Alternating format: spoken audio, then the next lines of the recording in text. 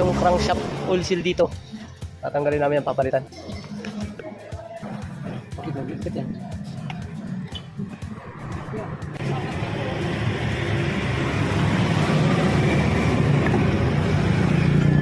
So, ano, wala kong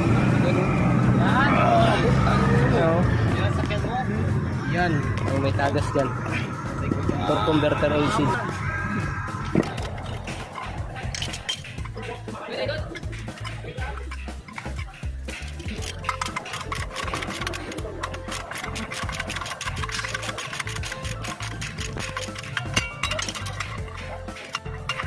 Yung spacer niya, yung plywood, kinakabitan ng torque converter. Ito yung insig, no? Nakakabit yung crankshaft sensor. Kasama dito sa oil seal. Assembly na siya.